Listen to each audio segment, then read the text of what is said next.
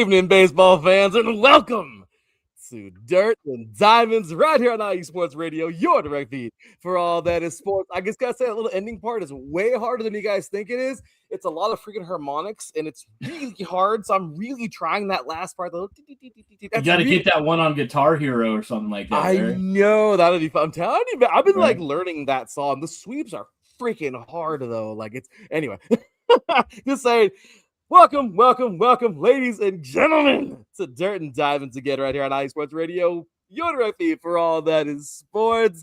I am your host, Larry B, and tonight we have, of course, joined by the great, I don't know what you want to call him. We're going to have to get him like a cool, like fun nickname, but of course, the all-time great Freddie B joining us. Holy good sir.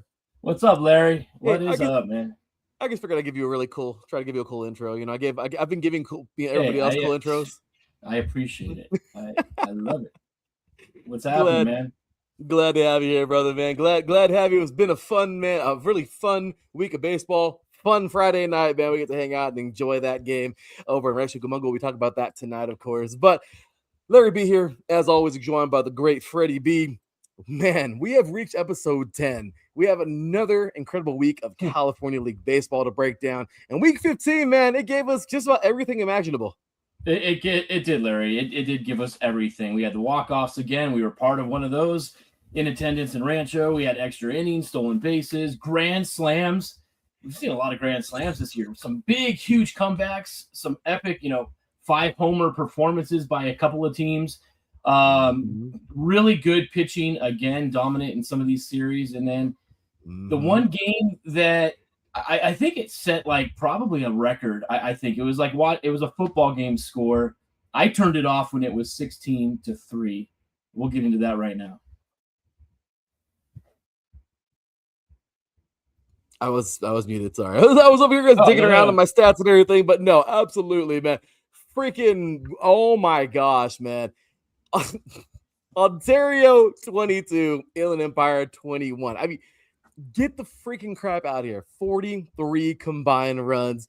We're going to talk about that one because there is no way that we can discuss week 15 without spending some time on the wildest games we've seen all season. Yeah, absolutely. We had a great, San Jose put up 51 runs in their 6-game series. Yeah. Jeremiah Jenkins launching 5 home runs, and then Rancho, walks off Elsinore. We were at that game. Fresno and Stockton trade momentum back and forth in a crazy series, and then the Storm pull off a straight steal home, and a really cool play that you don't see very often. Oh, without a doubt, man. I mean, all week 15 series provided something memorable. Again, Rancho Cucamonga defeated Elsinore 4-2, including that great Friday night game that we were at. Ontario defeated Inland Empire, man, 4-2. Fresno and Stockton split their 6-game series, 3 games apiece. And San Jose defeated Visalia 4-2. But I will say the 2 games that Visalia won, chef's kiss. It was wonderful. Unfortunately, they would lose the other 4, but I mean, just 2 cool games that we haven't seen really from these guys recently. So 24 games are played, and nearly every night gave us something we're talking about tonight. Absolutely. And coming up at approximately 4:15, that's about the time, we will have another very special guest joining the show. And she's going to help co-host part of the show this evening. Michelle, the field timing coordinator for the Rancho Cucamonga Quakes organization, will be joining us. And Larry, that was a cool thing, man. She's like, we walked into the press box at the game the other night. She's like, you want to push the button? I'm like, who doesn't want to push the button? She controls the pitch clock. She'll be joining us later. I mean, that just a plethora of things that we experienced this weekend when we attended the game up there. And then she'll talk a little bit about her role with the Quakes. And then stay with us for the remainder of the show tonight. So I think it's going to be a fun episode. It's definitely going to be fun, man. We're excited to have her. And tonight's lineup includes, of course, again, as always, around the league, the big story, diamond in the rough, dirt dog of the week, the minor league moment, heat check. We finally have a ballpark report. I mean, we haven't had one of those in forever. So we have a ballpark report tonight. We're talking about the entire Rancho experience. It's going to be really fun. Power rankings, of course. And, of course, we have our Week 16 preview. It's going to be a lot of fun. So, remember, because it's Major League Baseball All-Star Weekend, California League teams are off until Friday. So week 16 will consist of 3 games this weekend instead of the usual 6 game set starting typically on Tuesdays. Yeah, it's going to be a shorter week, but it's going to be very important matchups that's going to have taking place this coming weekend as well. San Jose is going to visit Stockton. That's been I think those are the 2 best teams right now in the Northern Division. We got Fresno and Visalia. We know what their rivalry is like. Elsinore is going to be up in Ontario to take on the Tower Buzzers. And then the 66ers are going on the road to Rancho, and they'll be taking on the Hot Quakes. That will be fun, man. We will give you our individual series to watch and explain why we chose them, of course, later on in the show. But before Michelle joins, man, let's have some fun and travel around the league.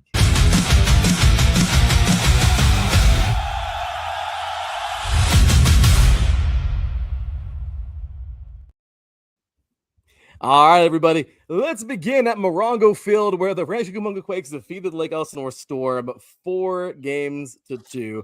Rancho won the opener 6-2 behind a 4-run second inning and a strong outing from Ubaldo Soto.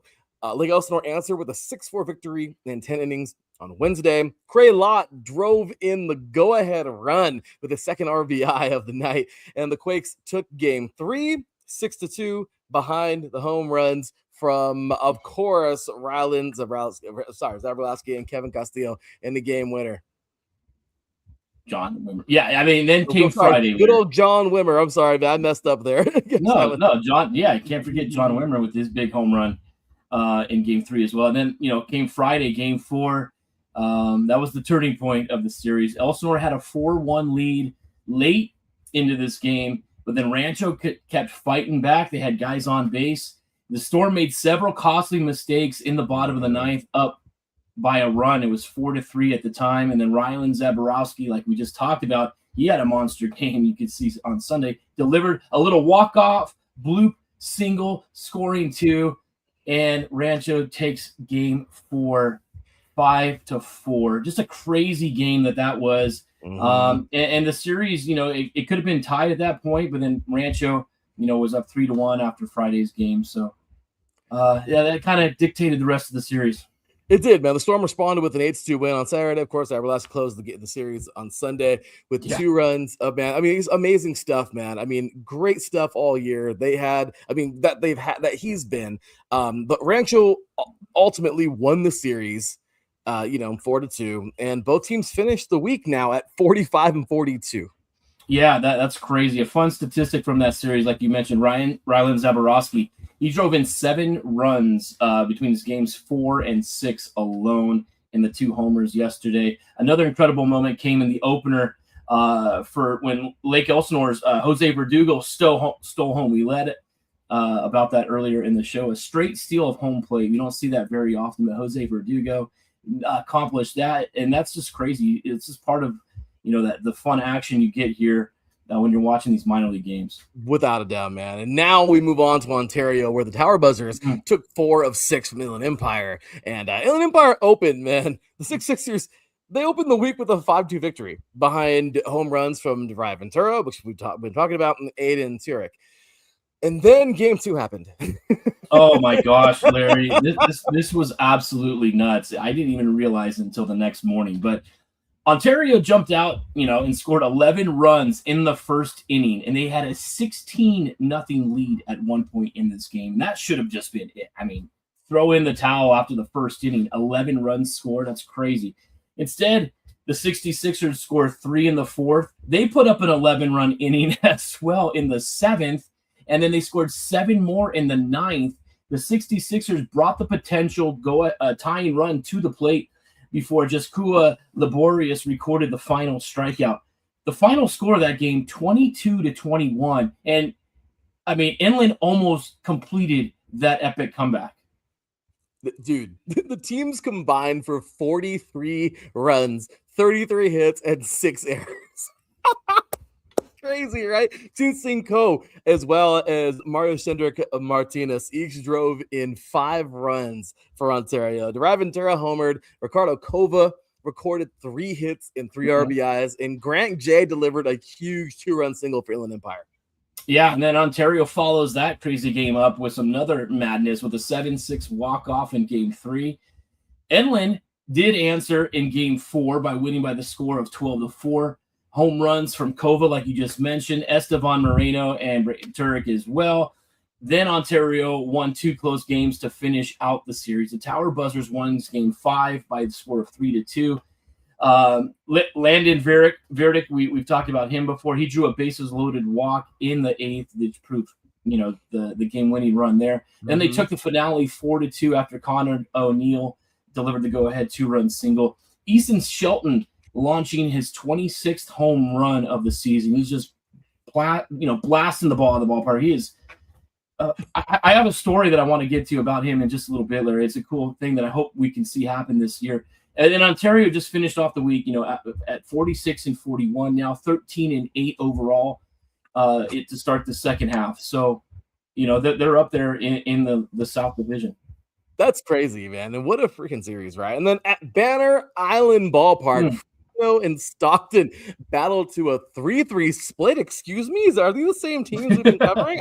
Stockton took the first 2 games. The Ports won Tuesday 11-5, and with Bobby Blanford homering and helping lead a 5-run 7th inning, which is pretty sweet. On Wednesday, man, Stockton built a 7-0 lead before Fresno tied the game at 8. What the hell, right? Cesar Gonzalez eventually lifted a walk-off sacrifice fly, giving the Ports the 9-8 victory. But wow. That's the game I tuned in to watch. Once I saw the score of the Ontario game was 16-3, I watched the end of that Fresno game, and that was a great ending to that. And then by the time I turned it back, I saw that other one, what the score was. It was so crazy.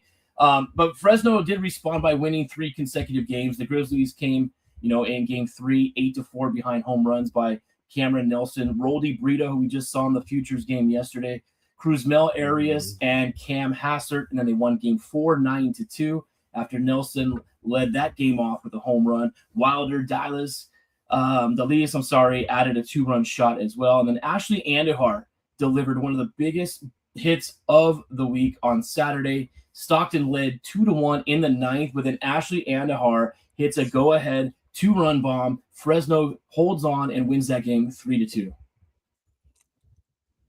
What did we just talk about? I mean, this is crazy.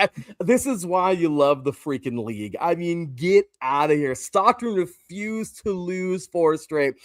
Brayson Gudez and Bobby Blanford each hit 2-run homers on Sunday. 2-run, not just a freaking 2-run homers on Sunday. Josiah Romeo, this dude, man, delivered 5 strong innings as the Ports earned a 4-2 victory and secured the series split. Fresno finished the week 15 at 47-40, and Stockton ended the week at 38-49. Crazy, Larry. And then our final series of the week took place in Visalia, where San Jose continued to show why they're the best record overall in the league. The Giants won 4 of 6, outscored the Rawhide 51-32 in this series, and they opened the series with dramatic, 7-6 victory in 11 innings. Yunsaika Rivas again delivered an RBI deciding single in that game. The Giants then scored 15 runs on Wednesday and 11 on Thursday before Visalia snaps their 10-game winning streak. Dude, Thursday's game was especially wild. Visalia led 3-2 entering the 8th inning. San Jose sent 15 hitters to the plate and scored 9 runs. You can't make this up, man. That turned a 1-run deficit into a 11-3 victory. just simply crazy, Larry. Crazy is like the word I think we use the most on this show because this league is just simply crazy. Everything you see is just out of the ordinary. And then Visalia responded Friday by hitting 5 home runs themselves as the team in a 12-5 victory. Abdias De La Cruz, Ivan Luciano each homered twice in that game, while Jose Alpuria also went deep. And then the Rawhide won Saturday's pitching matchup, which was awesome. It was a 2-1 score on Saturday. Dude, but San Jose answered in the finale, man. Seriously, Jeremiah Jenkins crushed a grand slam as part of a 12 8-5 Giants victory. Jenkins finished the series with 5 home runs and approximately 17 to 18 RBIs. I really couldn't get the number in there. I mean, does it matter? Yeah. San Jose improved to 53-34, the best record in the league right now. And they're at 16-5 now in the second half. And well, that does it, man. That takes us from around the league. And ladies and gentlemen, this is about that time, man. We got to get to a very special segment. Freddie B, I know you're ready, man. Let's do this. This segment has just been on fire. The numbers jump usually right now. I guess they just don't care about us, Freddie. But when we get an awesome guest, they love to join in. So tonight we bring in the Rancho crowd. This is gonna be fun, man, because we got to make our way back there. Holy crap, that was so much fun. I love that place. Like, they have a place in my heart. I don't even care. I don't care. I'm gonna rock this sucker later on in the show. But with that said, ladies and gentlemen, let's give it up. Well, let's get ready for Voices of the League.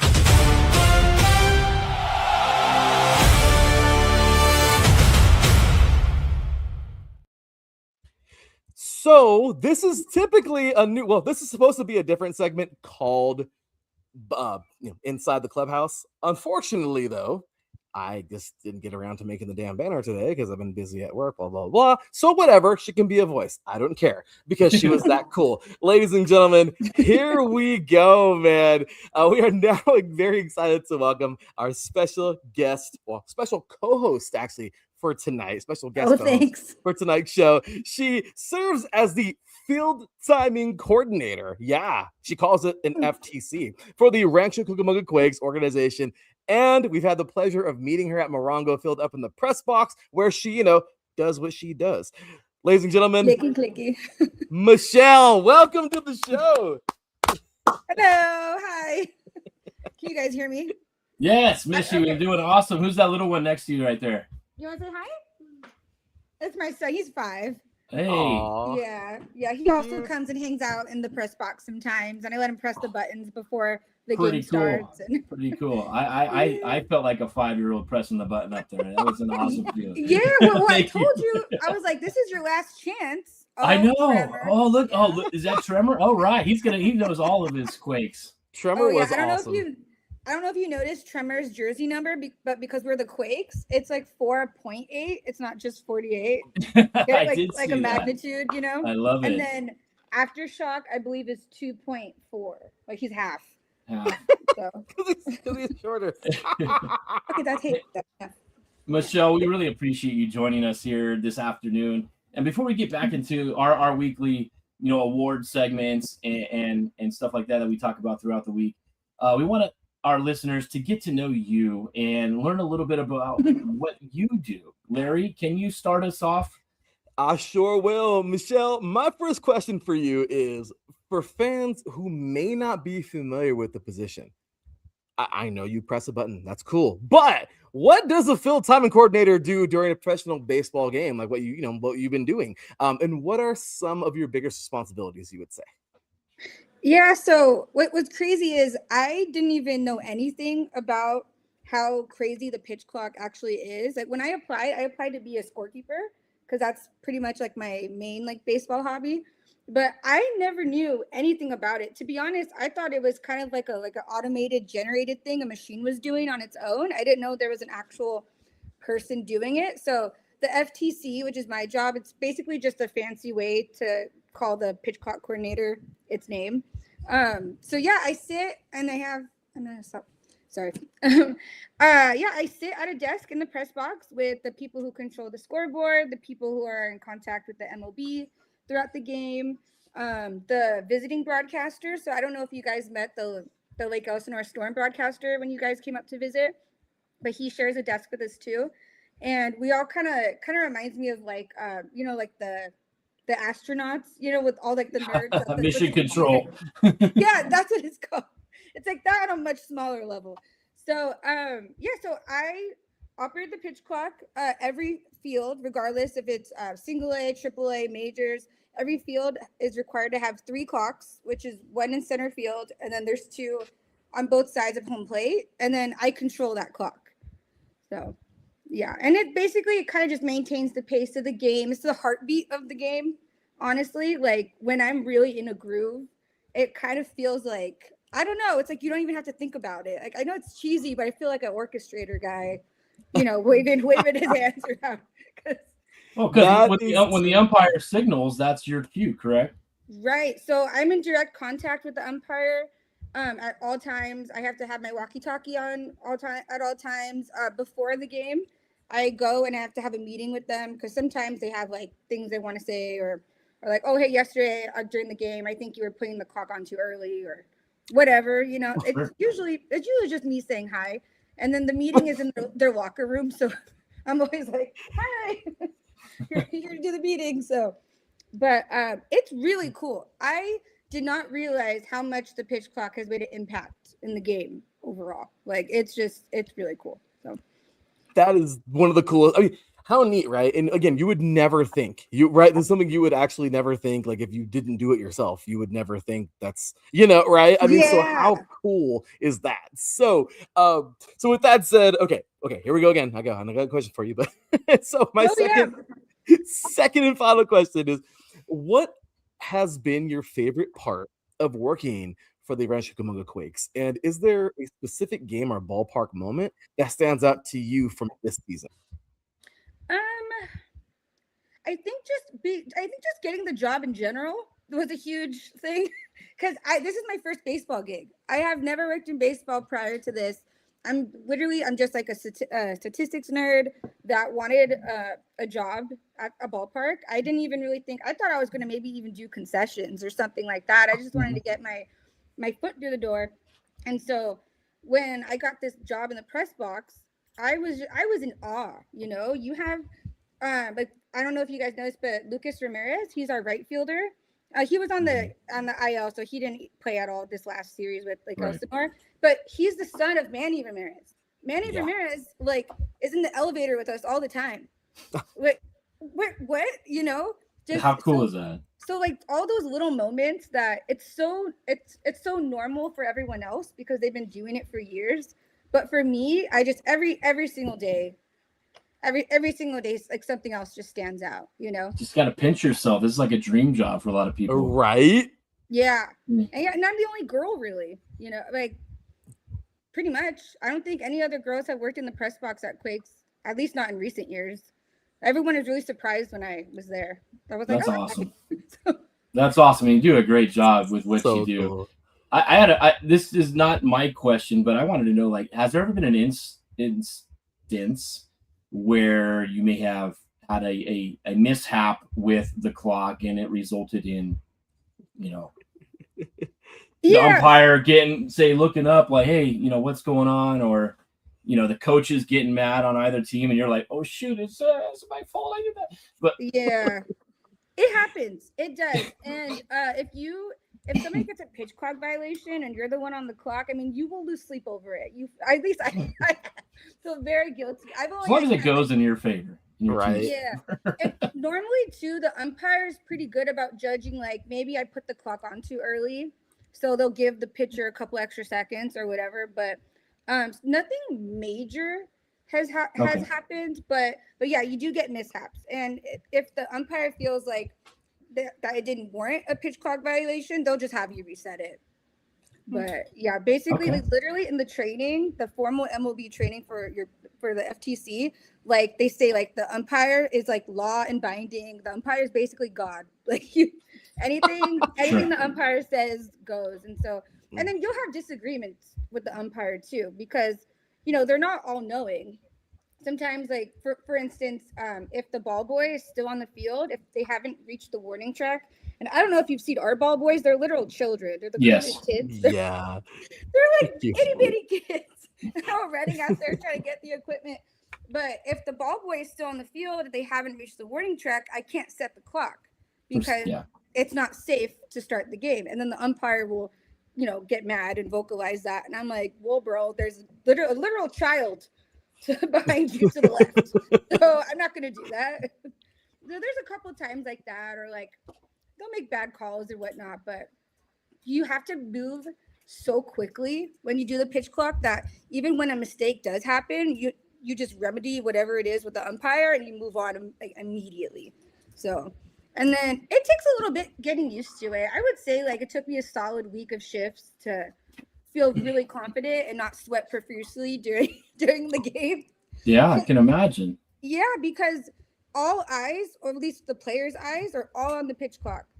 The pitcher, the catcher, the batter. There's so many rules. Like the pitcher has to be in position within 15 seconds or 18 seconds. It just depends if like runners are on or not. The batter, I believe, has 9 seconds to get into position, and then the catcher has 8. So Right. like you know how in Major League there's batter timeouts. Yes. They don't allow that in single A. That doesn't exist. And so some of these kids don't really, I say kids because they're all like 18.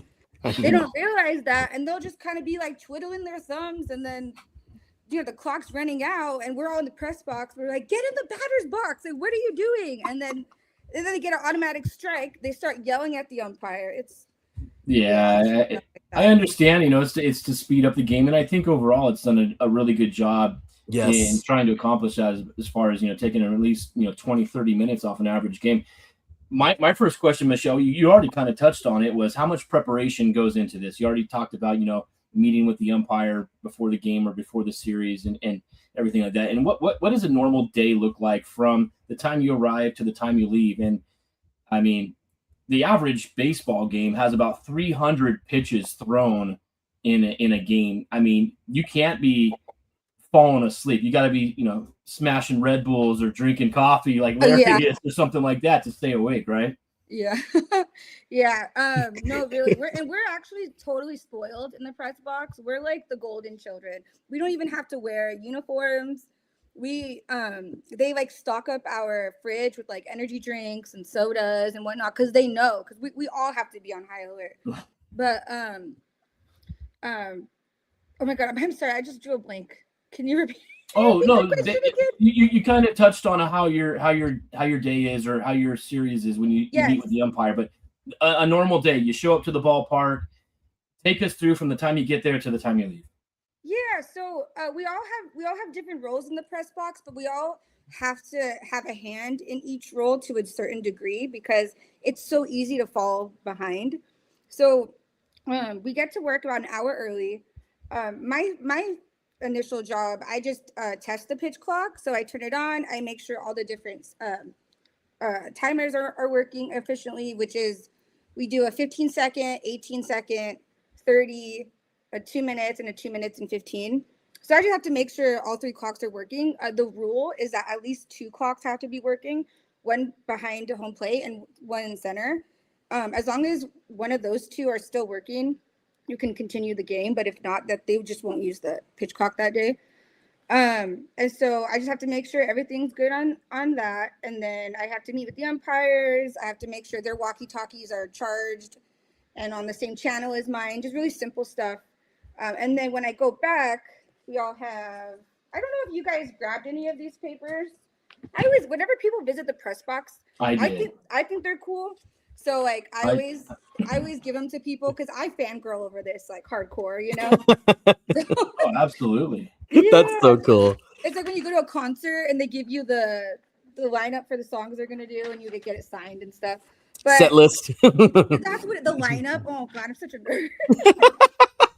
But you love sports. That's okay. Yeah. That's why you're here with us, because you love sports. I love that. So. But yeah, so typically, Ryan Zimmerman, the broadcaster, you guys met with him. He provides us with all of this information. So like we have the lineup for the day. It even shows like which umpires are working. We're single A. We only get 2 umpires allotted to us, so we just have the home plate and the base, and you'll see them running around a lot. So I wish we could at least have 3, but maybe one day if I don't know, maybe. But then and then the roster. And this changes from day to day, but Ryan does a really good job of putting everything together. And then the stats, the overall stats. I really like to look at this. I'm not required to do this, but I just do it for my own benefit. I just like to know this information. I like to do like the pitching matchups. Like I'll put like their ERAs, so I can kind of judge. Is it like a pretty like fair matchup? The other day, the starting pitcher for like Elsinore, I forget his name, but his ERA was like 12. It it was so sad. And he barely lasted 2 innings. I felt so bad for him. I was like, they need to either move him to the bullpen or what have you. So anyway, so we all kind of go through all of this. We make sure that the roster is accurate to what production is posting for all the fans to see. We like to see like if there's any position moves. Like sometimes we'll try someone else at third base or first base or whatever. And I just try to kind of just lock in on all the different numbers, especially for pitching, because when there's a pitching change, the very like specific clocks have to happen, and they don't tell us who the new pitcher is. So we all have binoculars up there, and so we have to look with binoculars from the bullpen to see if anyone's warming up, if we to kind of gauge if someone's going to be coming out soon. And then we have to see the number on their jersey, and we have to frantically look through like all of our papers to see. Yeah, that happened. That happened the night we were there. I came in the 8th inning there, and Elsinore brought a pitcher in, and no number was on the roster for what jersey that he was wearing. So I remember you guys were scrambling to see trying to find out exactly who that was. Yeah, that's so cool that you saw that, because that's a perfect example of like when things kind of get a little out of whack, and we're like, And so finally, I think what we discovered was that he didn't wash his jersey or something, so he was wearing someone else's jersey. and that's kind of what happens. And it's single A. It's not the end of the world, as long as we can make edits to anything that we input incorrectly. So one of the other jobs in the press box, which I'm training for, it's very intimidating, so I haven't done it yet, but it's called stringing. And so, when you're watching any game, whether it be minors or majors, on the MLB app, there's the game day feature. Yes. And in live time, all of the different plays are getting like posted. So someone does that. Someone enters that. And so if we make a mistake, we could just contact the MLB and they'll change it for us. So It's not the end of the world, but we really don't want them to have to do that for us. So so I like to look through pitching, especially. Sometimes we can kind of gauge what the bullpen's going to look like that day. So it's a little easier to anticipate, like when a new reliever comes in and things like that. But yeah, we would kind of just get all this stuff together, and then we chat about whatever game we watched earlier that day or yesterday or whatever. It's a lot of sports talk in the press box. So, and what's really cool is that because these people come from all over, the people who work in the press box, and to make a living in this realm, you honestly need to work at like multiple ballparks. So we have one guy that works at the Storm sometimes too. We have a couple guys that go back and forth between IE and here. We have a couple guys that work at, I think, APU and a few other colleges, all doing the same thing, but at all these different locations, because we have a series for a week, and then we have no work for a week, and then we have a series for a week and no work. So and then we just kind of wait for the game to start, and yeah, that's pretty much it. That's how we start. That's how I start my shift. Yeah. That is so freaking cool. So Freddie B took a really neat video here from the press box. So all you out there tuning in, which we are now over 100. Obviously, once Michelle came, we hit over 100 because that's because people just you're very well taken in here, Michelle. Oh, thanks. I was a little anxious. I'm like, I've never really done anything like this, and then I noticed it was live. I texted my husband. I said, "It's live." It's live. I was like, I better put on some makeup. That's great. I got my Quakes hat, my Quakes mug.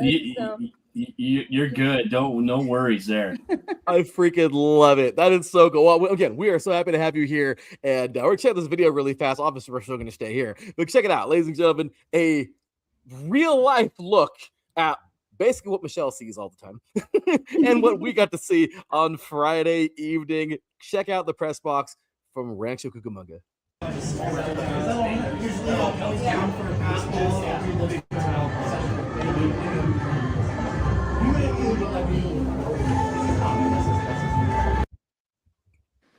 Pretty awesome. Just saying. Thought that was pretty sweet. And I mean, that's your view. That's your work. Some people have an office with a view. You have that. It never gets old. I can honestly say that it never gets old. especially now when I go to major league ballparks and I watch the game totally different. And mind you, I'm a nerd. I take my scorebook to every game that I go and keep score. Like I'm already watching the game really intensely, but you have such a different appreciation. And so like whenever I go to a new ballpark or wherever, I always look for the press box and I go, Amelia, look, that's the press box. You see the people with the headsets and stuff to my son, and it's really cool. Yeah, we're so lucky. That's so freaking cool. And that's great information. I mean, again, we are very happy to have you hanging out with us for the rest of the show. That was super cool. Ladies and gentlemen, yeah, a FTC, right? I mean, field timing coordinator. I mean, again, that's what this show is all about. And don't get me wrong. Again, everybody knows, yes, we love the players. But when it really comes down to it, hey, those guys, they're on their way to bigger, better things. But who sticks around? These ones down here who continue to put on a great show and to promote and to do all these great things for these young guys that are up and coming. Like we just saw the draft happen a couple days ago. So I'm just saying, you get to see some really cool stuff. And we love the players and we love the show and the game, but we really love the ones who make this thing work, like the clubhouse managers, the FTCs, the on-field MCs. I mean, everything. So super cool. And that's why we do this show. So, Michelle, we are excited to have you here for the remainder of this sucker. We know you'll be representing the Quakes with with all of your selections tonight throughout our all of our segments. And well, there you go. So, all right, we're gonna take ourselves a quick little break, play a couple commercials, get comfy. Michelle, grab another energy drink if you want, or some more coffee. I got my mug ready to roll. So take a quick break. When we come back, we are talking everything, like literally everything. Guess who's going to tag along with us? Right here. Oh, we're going to have some fun, y'all. So here we go. You are listening to Dirt and Diamonds right here on IE Sports Radio. Your direct feed for all that is sports. We'll be right back with plenty more after this.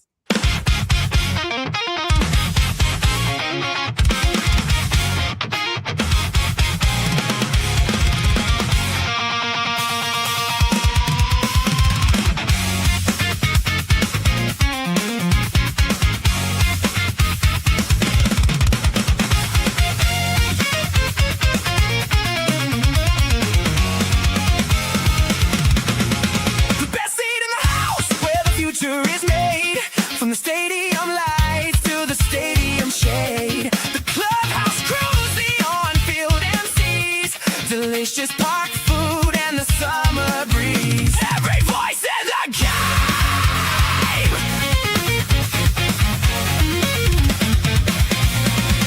Catch Dirt and Diamonds every single week. The California League coverage that you'll seek with Larry B and Freddie B. IE Sports Radio is the place to go.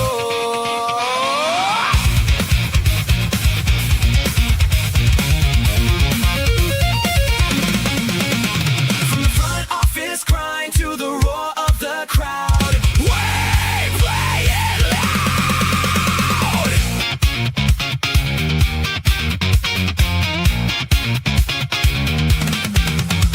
The grind, the game, the minor league life. It's all tonight.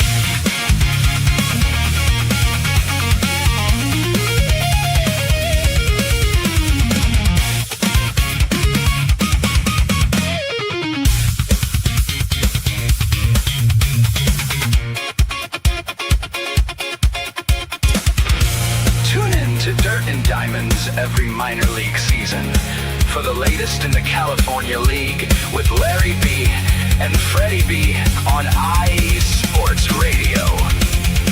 Keep that dirt flying, and we'll see you next pitch.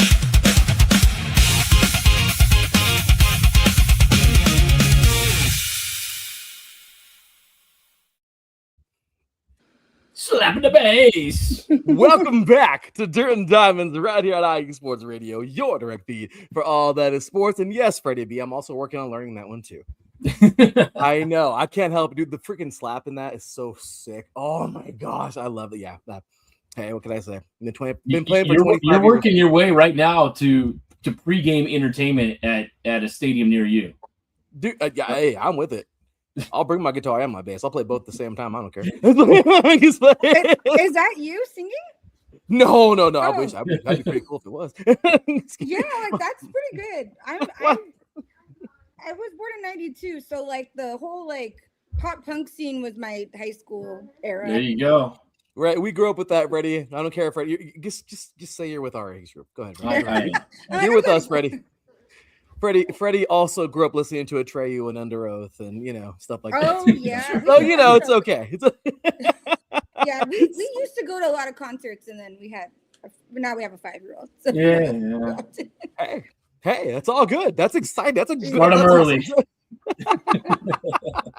So, once again, welcome back, everybody, to Dirt and Diamonds right here on iSports Radio, your direct feed for all that in sports. We are live here with Michelle of the Rancho Cucamonga Quakes. Freddie B's in the house. Larry B here. And let's get to it, Freddie B. You know what time it is, man. We're jumping on in to a little, well, it's not really little.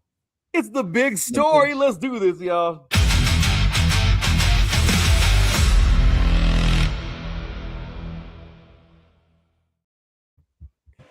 All righty, y'all. My big story is the continuing dominance of the San Jose Giants. I mean, come on, man. San Jose went into Visalia. They dominated 51 freaking runs in 6 games. They won an 11-inning battle. They scored 15 runs the following night. They scored 9 runs in 1 inning on Thursday because why not, right? They closed the series with another 12-run performance on Sunday because why the hell not? And even when Visalia won games 4 and 5, San Jose immediately responded. The Giants are now 53-34 overall and 16-5 in the second half. That combination of power, depth, and resilience makes this team. This is exactly why everyone is chasing this team. Yeah, there's no letdown with San Jose, Larry. They had a 10-game winning streak snapped by Visalia, and they're starting another one now after winning on Sunday to end the first half before the regular, the All-Star break came into play here. My big story of the week is going to be Ontario surviving a 43-run insanity against Inland Empire. That was crazy. That was the craziest game. Crazy. Yeah, absolutely. And then taking the series 4-2 on top of that, Ontario's really started to play some pretty good baseball. And a lot of teams would have been rattled after blowing almost, a 16-0 lead. But, they hung in there and they fought. And the 66ers, I mean, give them credit too. They brought it all the way back from 16-0 down, lose the game 22-21. But Ontario still found a way to record that final out with the tying run on base at the time. The Tower Brothers then walked it off the next night. So, I mean, you have your heart ripped out of you, after that big comeback by the 66ers. You come up just short and then you lose in walk-off fashion the next night. We've seen that before happen. And then they also won 2 close games to close out this series. Ontario didn't always play clean baseball. That was pretty obvious. But they repeatedly found a way to survive, all the difficult moments. We've seen that from the teams that are playing well, Larry. They're all surviving these difficult moments. And then, they enter this coming week 16, 13-8 now in the second half and control of the South Division race. They look good. All right. So, Michelle, we're passing it to you now. Rancho won 4 of 6 games against Lake Elsinore and provided several candidates for the week's biggest story. I didn't pick it because, hey, let's just see. I want to see what you had to say. So, what was the big story of week 15 from a Quakes perspective? The walk-off we got the other day, I think it was the day before you guys were there. So I think Thursday, I believe it was Thursday night. Zaborowski walked it off in the bottom of the ninth. That was the night we were there. Yeah. We were there. I when you work so many games back to back, everything's a blur. I was like, wait, what inning did this happen? Wait, what game was this? I was like, was this Tuesday? Was it Wednesday? Because so many games back to back, and mind you, I'm not able to jot things down because I have to focus on the clock. So all this is just from my memory. But yeah, that walk-off was insane. That game, I felt like it was a little messy. Our defense was all over the place. We had a lot of really clutch opportunities to kind of fix the deficit, and we just missed it. I wrote notes, guys. I prepped for you. Yes. Hitting with runners in scoring position was tough for both teams that night. Yes. Yeah, like Davalillo, I love him. He's like the guy, the underdog I'm always rooting for. He grounded out into a double play with the bases loaded. You know, he's walking back to the dugout, so disappointed. You could just tell, like his head's low and walking like Charlie Brown, and like that was tough. And then, at one point Rodriguez, he got out at home because the Storm's defense was just too fast for us. You know, so like moments like that, getting out at home always sucks because you're so rallied up. The crowd's like yeah, and then the runner's out. So. Yeah, but I felt like we put up a fight. We weren't putting up anything on the board. So we were struggling for a few innings there.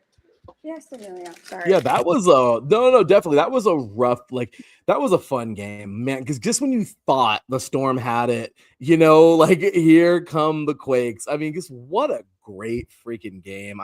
If there was a game to go to, it was that. I'm glad we went to that one. I mean, the defensive plays in that game were awesome. Yeah, we saw Corey Lott, make a diving play in center field to catch a ball and record it out. Then he dives, mistimes it, the ball gets by him all the way to the fence, and the Storm, relayed that throw home, threw the player out at home, which would have been an inside the park home run. That was a crazy play. And then the walk off, and Bradley Fry of Elsinore made at least 3 outstanding, dazzling plays at third base to keep them, in the game, holding the lead. That game had everything. We had hit by pitches. There was some frustration stuff. Oh yeah. Over later in the series.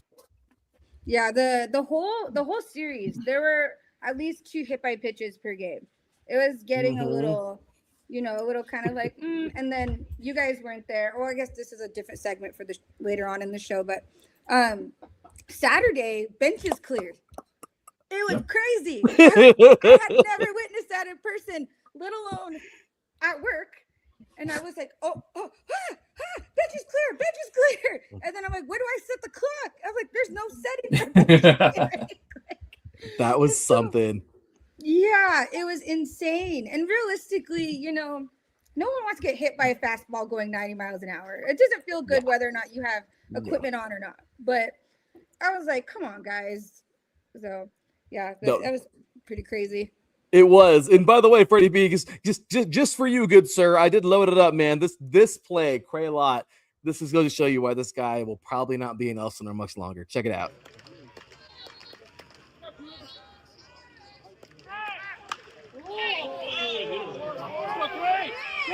What a catch! As you can hear, Freddie B was very excited for that one. I mean, just what a great series. This is fun. This is what you go to these for, for these awesome plays. And we just saw a diving catch that's going to happen in about 3 years in the MLB one day, and we can say, hey, we already saw a diving catch 3 years ago. You know what I mean? That's what I'm talking about. So this is super cool. So thank you for that, Michelle. Let's get on to Freddie B's favorite, and I'm telling you, I love this segment. All-time favorite segment. Freddie B, what's it called? This is the Diamond in the Rough.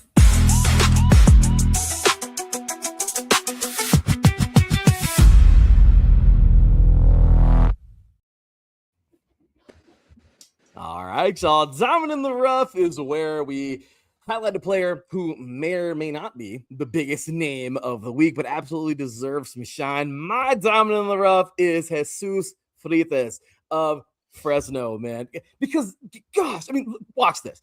Fresno lost game 2, but Freitas played a huge role in nearly bringing the Grizzlies back from a 7-run deficit.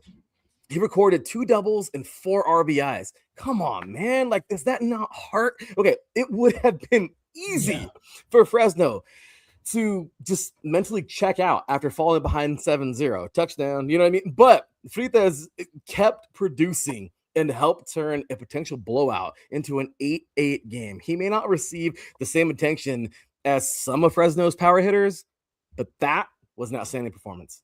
That's a great choice there. I love that. He's a really good dude. I really like Freitas a lot. Yeah. Tough player, just goes out all the time, leaves it all out on the field. My diamond in the rough this week is going to be Landon Vitterick of the Ontario Tower Buzzers.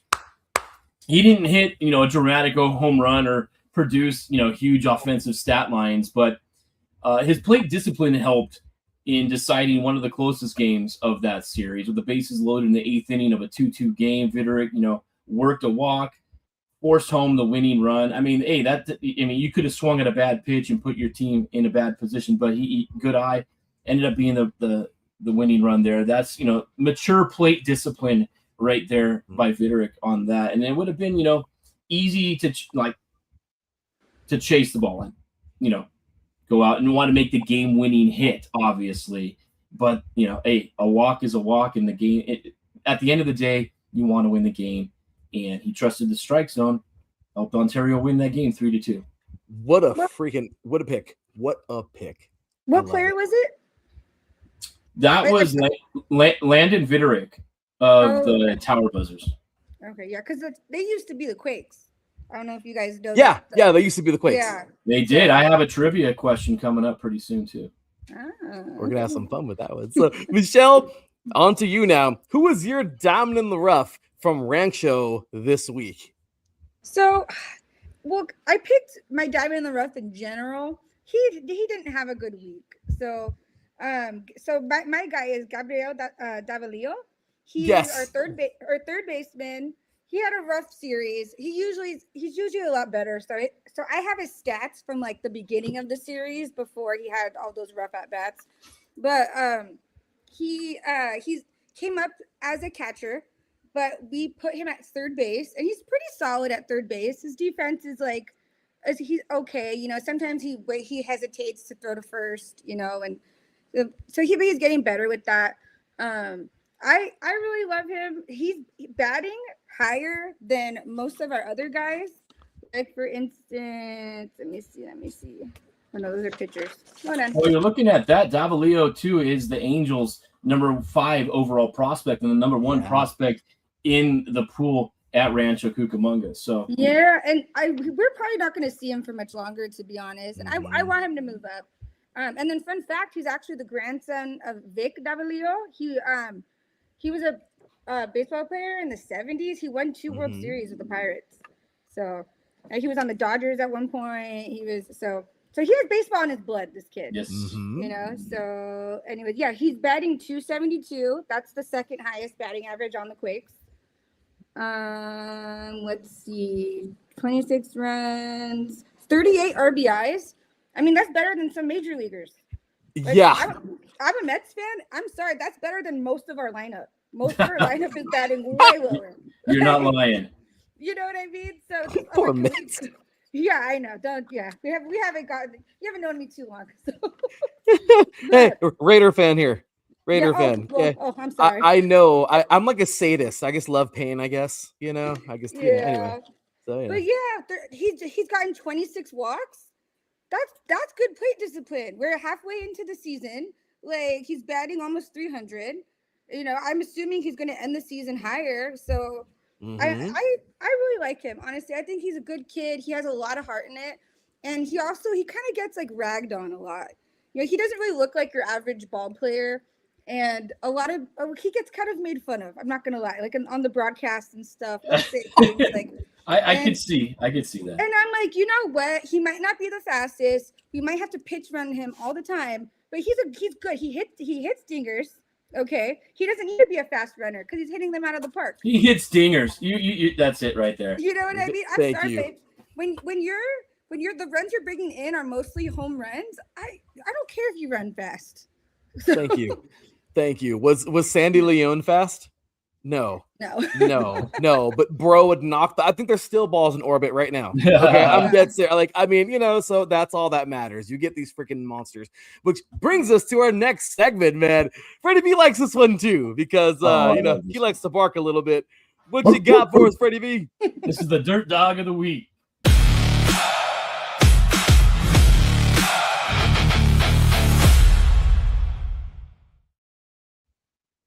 I'm gonna get started with it this time here, Larry. This is our gritty.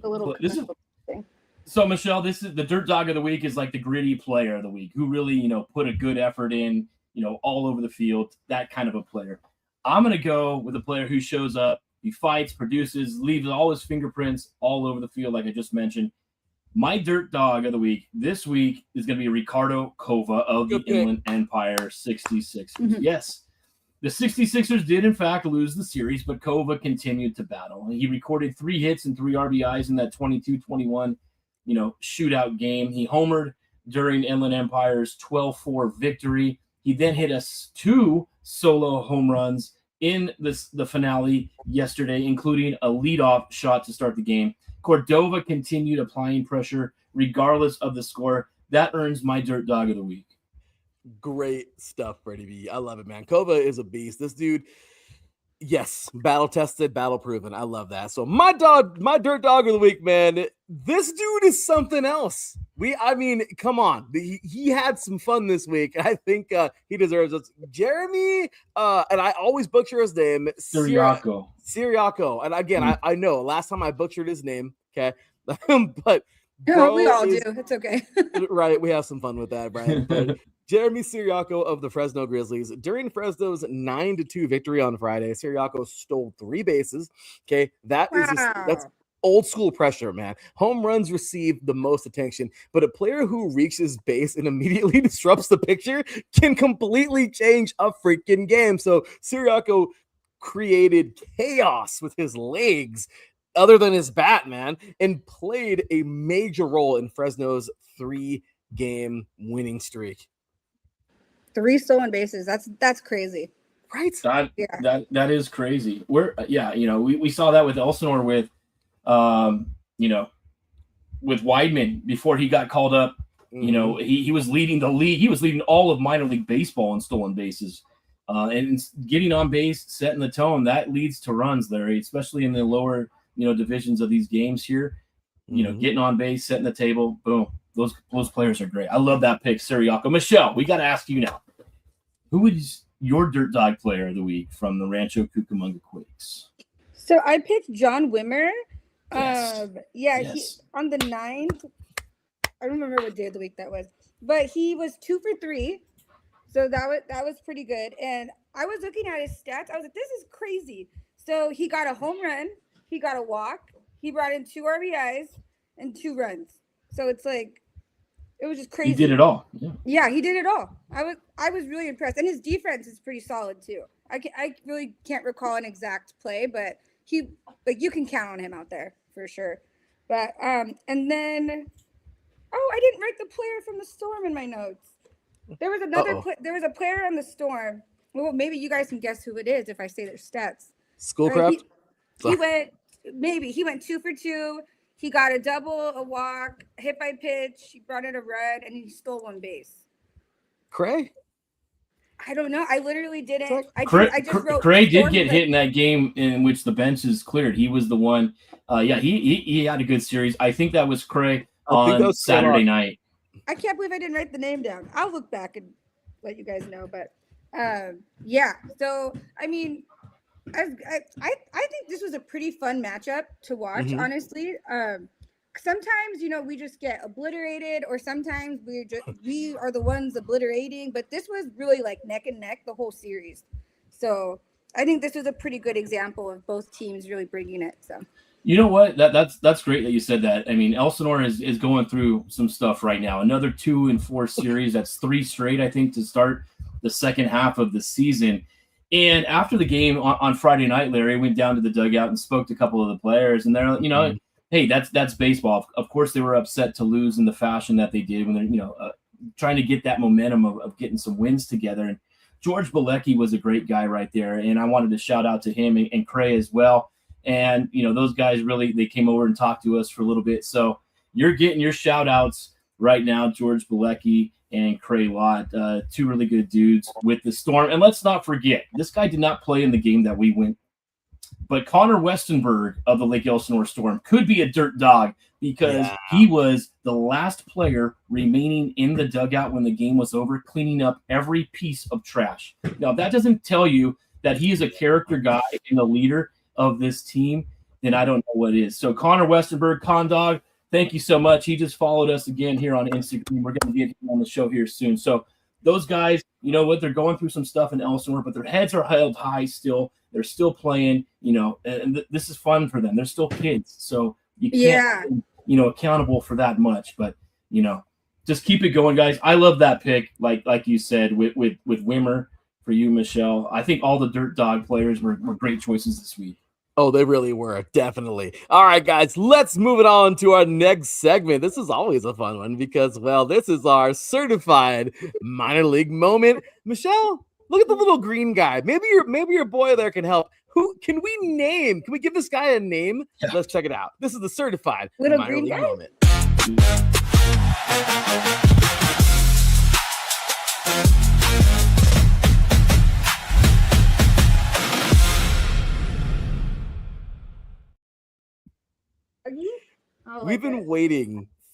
We've been trying to find somebody to find him a name. That's going to be our mascot. We just don't know a name for him. So there you go.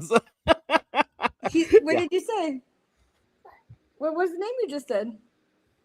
Huggy. He said Huggy. Huggy. There it is. Huggy. We just got to find out what he is, and it's Huggy the whatever it is. Yeah, he kind of looks like the Astros mascot a little bit. He does look a little bit like Orbit. Yes. Yeah. We're big on mascots. He has a stuffy from like almost every mascot. That's so great. He has a lot. Yeah, that is awesome. Thanks for that. We appreciate you. Yeah, that was actually what I initially wanted to do at Quakes. And so I don't know if you know this, but it's been the same guy playing Tremor since we opened in 91, 93. We opened in 93. Gosh. The same guy. Yeah. And so and they told me I'm too short, that I wouldn't fit in the costume. So I was devastated. That one hurts right here, Michelle. That one hurts right. Tremors. Cute. I love it. Tremors. I love it. You gotta love Trevor. That was super cool. we love those mascots, man. So, Freddie B, let's do this, man. This is the moment, of course, that makes you say, "This is why we watch minor league baseball." So, my minor league moment is. We've said this name about 1,000 times here on the show. I mean, maybe we should just try to get him on here. Jose Verdugo stealing home in game 1 for Lake Elsinore. Think about how rare that is. Okay, in the second inning of the series opener, Verdugo caught Rancho Cucamonga off guard and stole the home to give the Storm a 1-0 lead. Rancho eventually won the game, but it is what it is, man. That was pretty epic. Cool, right? But the play immediately gave the series personality. Minor league baseball is full of aggressive players developing their instincts. And sometimes you see something like that you might not witness again for several seasons. A straight steal of home absolutely qualifies. What about you, Freddie? 100%, Larry. My minor league moment is going to be Fresno coming back from that 7-0 deficit against Stockton, only to lose it in walk-off fashion on a sacrifice fly. It had everything. The Ports appeared to have complete control of that game, and I thought that they did have it. I was flipping back between all of them, and I see, okay, Fresno's mounting a comeback here. Jesus Freitas started delivering extra base hits. Fresno kept chipping away, and then Wilder Daliz tied the game late in the 8th. Stockton nearly allowed a 7-run lead to just disappear, but Cesar Gonzalez lifted the game-winning sacrifice fly in the 9th to prevent that from happening. That's an emotional roller coaster of minor league baseball, man. So many walk-offs and comebacks in this league. No lead is safe. I think that's the key that we've said week after week.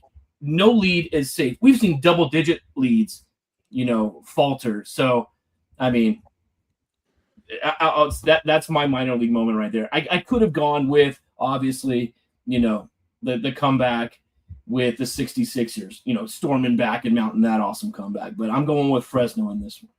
That was a good one. Michelle, what was your minor league moment from the Quakes this series against Elsinore? So I put the walk-off by Zaborowski. So I know we already talked about it, but it was a real full circle moment for him because he's who put us on the board in the first inning. So for him to do that and then to walk it off, walk-offs are just there's nothing more exhilarating than a walk-off to me, at least, especially like live in the ballpark. And we've seen a handful this season with the Quakes, especially going into extra innings and things like that. And so, that famous line from Moneyball, it's like, Like, how can you not be romantic about baseball? Yes. It's like that's the epitome of that sentence for me. So, and these guys, you know, they're kids and they play really hard and they're so proud of themselves and so happy, and like watching them all rush out, dump the Gatorade on each other, like tackle each other because they're hugging so hard. It's just, I don't know, it's what the game's all about, you know. So yeah, so that was my favorite moment for sure. That is a great moment. That's great. And to your point, we just talked about it earlier. I mean, there were so many moments in that game. I think, you know, Rancho had guys on base in the 6th, 7th, and 8th innings as well and couldn't drive them home with less than an out or no outs. So, I mean, to walk it off, make that comeback, sure, that's a great feeling. Obviously, you want to win a game like that. That's awesome. Yeah. I love it. All right, Freddie B, it's getting hot in her. What's this next one? It is getting hot. Whew. Can you see it? Sweat beating off my face here. I mean, it is hot today. It's the humidity today. Yeah. Let's get it, Freddie B. What's the name of this next one? Heat check.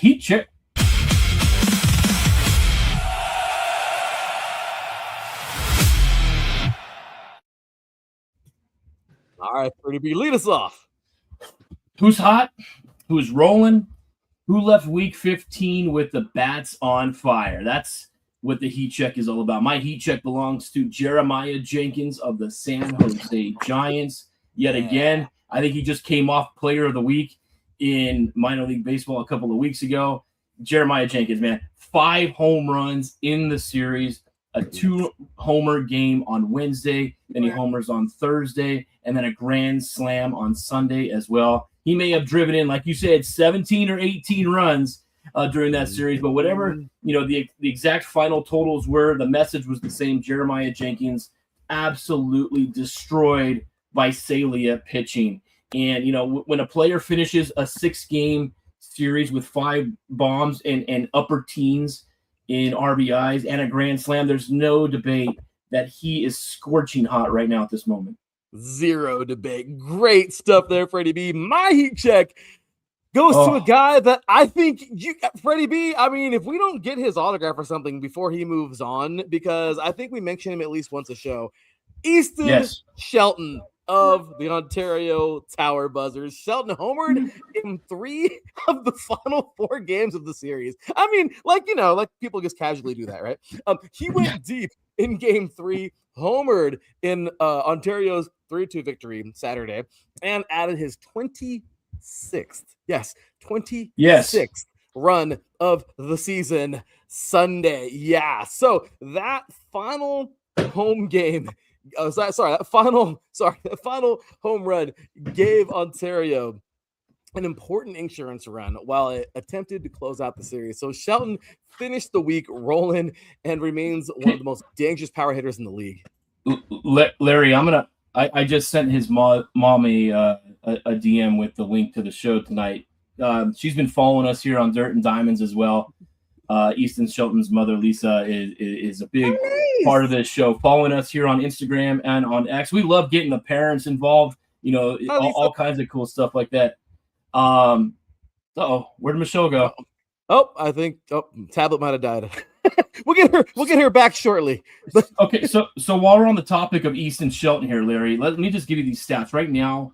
Through the season, in 78 games played, he's got 26 home runs and 81 RBIs. And that made me think about, okay, in a California League season, you know, for those that haven't been called up yet, you know, when was the last time we had a 30 home run, 100 RBI, you know, type of player come out of the California League?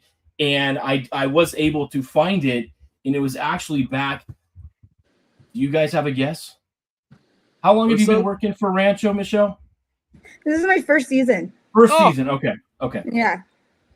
So, but I've been going since I was a kid, and I've had season tickets for like almost 10 years. So right now, Easton Shelton is approaching the 30 home run, 100 RBI plateau, which hasn't been done in California action since 2015, when they, at the time, the Rancho Cucamonga Quakes were the affiliate of the Los Angeles Dodgers, and it was Cody Bellinger Yeah. The last player to go 30 and 100. So Easton Shelton is in some supreme high territory right now with what we're witnessing. He's 4 home runs, 19 RBIs shy of achieving this feat. Obviously, we want to see him, get his way up and make it into high A ball and eventually, higher than that. And I think it's just a matter of time. It seems like everybody we've talked about on this show, goes as soon as we talk highly of them, Larry. We've seen it all season long. But hopefully we can make it out to Ontario maybe this weekend and catch the Tower Buzzers in action. Good stuff in the heat check. Just, got to give the applause. All righty. Does somebody else have a heat check for us? Freddie B? Michelle, which Quakes hitter receives your heat check after this series against Elsinore? Ooh, hitter. So for my heat check, I picked a pitcher. Nice. That's okay. Hey, high heat. So I picked Ubaldo Soto. I'm Colombian and I can't pronounce these names. It's terrible. I'm sorry. Yeah, I picked him. I really feel like he's, our pitching, we struggle with pitching a lot. And I think that's common among single A anyway. It's not like that's unique to us. Right. But he's really one of our only starters that really looks like more of a major league player. He's going more innings than any of our other pitchers.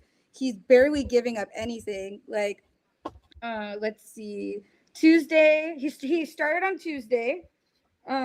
He went 5 innings. He gave up 3 hits, 1 error, and 6 strikeouts. And none of our starters look like that. None of our most of the time we give up 3 runs before we're even in the 3rd inning. Like it's like we usually start pretty rough. So yeah, you hit the nail right on the head with that one. He does look like he has the makings of a potential MLB pitcher at some point. You can just tell with their makeup and the way that they take command out there on the mound that he could be somebody to keep an eye on. And Ubaldo is ranked number 22 in the Angels minor league prospect pool right now. So you guys do have a good one there in him. You also do have, Dylan Jordan as well. He's having a pretty solid season as far as he goes for the Angels and the Rancho Cucamonga Quakes. Yeah, and then for rehab assignment, this is a little irrelevant, but for rehab assignments so far this season, we've only had pitchers. And I'm trying to remember. I'm like, have I ever seen it? I've seen plenty of rehab assignments over the years at Quakes, but they're always pitchers. So I was thinking it would have been nice to have Mike Trout come back from his hamstring and rehab a game there. That place, the place would have been nuts. Oh man, that would be so cool. That would be so freaking cool. I do have a question though. Kendry Maduro, what's his situation right now? Like his stats or like he hasn't played since July 1st. Is he injured or did he? I didn't see a call up. I don't know. Usually, if they're like injured, like on the road, we don't really hear about it if they don't get put back on the roster. Like right now, like Lucas Ramirez got injured in San Jose. I think that just typically happens because they play so hard with them because everyone's really trying to because they're like the Avengers of the California League. but yeah, I'm actually not too sure, to be honest. But I could always find out and get back to you. Find out because he was having a really good season as well for the Quakes. Yeah, so his stats as of Tuesday, which obviously he hasn't played, so these are pretty accurate because they haven't changed. He was batting .288. 14 home runs, 52 RBIs. I mean, yeah, he was on fire. Wow. 83 OPS. Sorry, they write these really tiny. But yeah, I'm not sure, but I'll get back to you for sure on that. That's pretty cool. Oh, thank you for that, Michelle. All right. So now we're gonna have some fun, and again, Michelle, I did promise you 5:15. I know again with 3 on here, it tends to go over sometimes. So anytime you do have to, you're okay. Cool. You're but fine. Just making sure. Okay, cool. All right. So here we go. We're gonna be talking all about a place that Michelle knows all too well, of course, Morongo Field, the place that I was stupidly calling it Lone Mart Field for like the entire season until Friday. Whoopsie. Because it was called that. You're okay. I've been calling it that the whole season. Anyway, so all right. So let's get to a fun segment that we haven't had a chance to do because we haven't made it to too many games this year. But here we go. Freddie B, we're gonna talk about our experience. It's time for the ballpark report.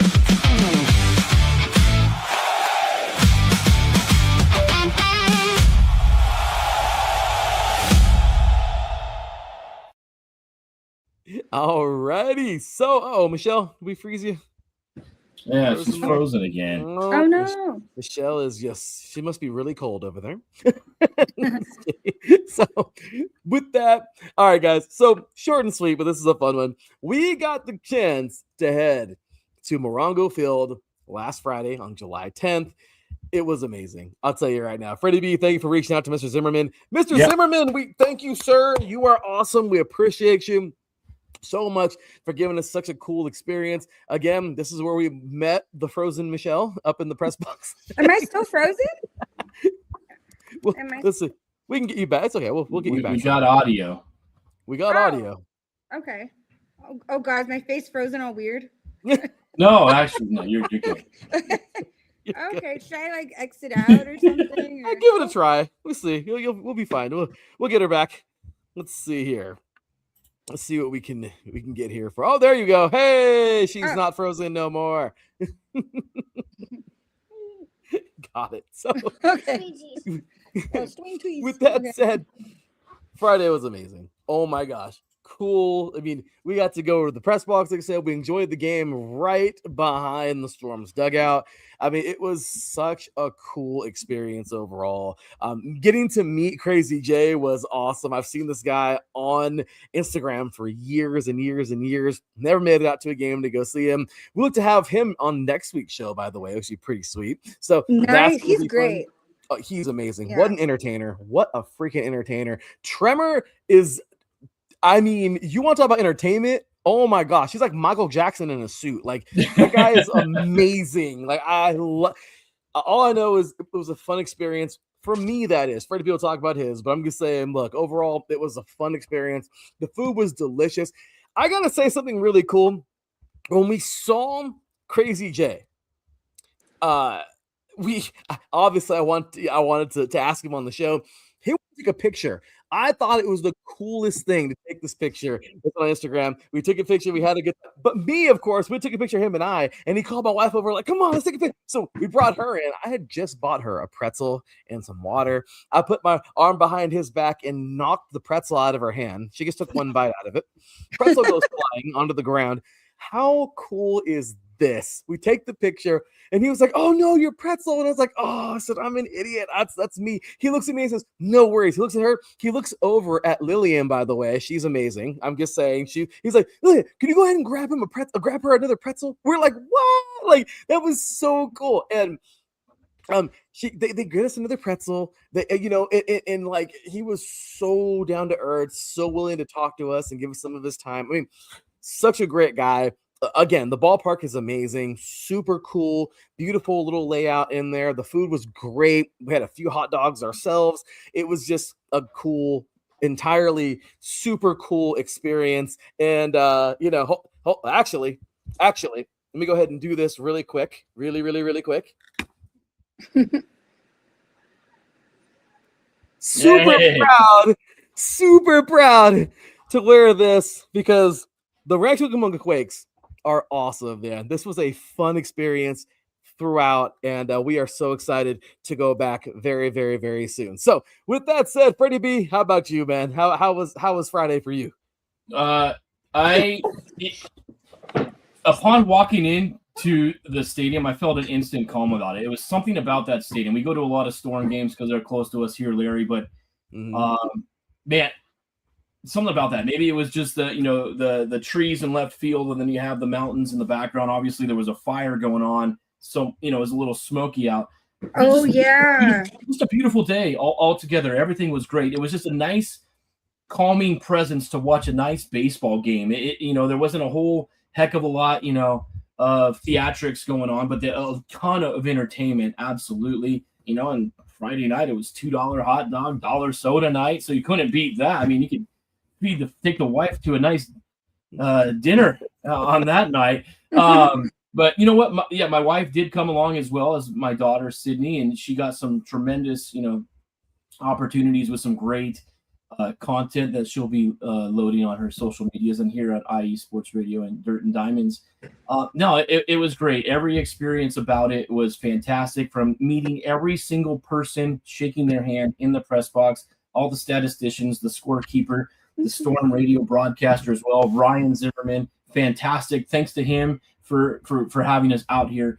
I can't wait to do this experience again, Larry, because I think we definitely need to be back at that ballpark. It's a great ballpark. The team is playing well right now, and everything from the beginning of the game to the final out, the walk off, and everything in between. It was just a great night at Morongo Field.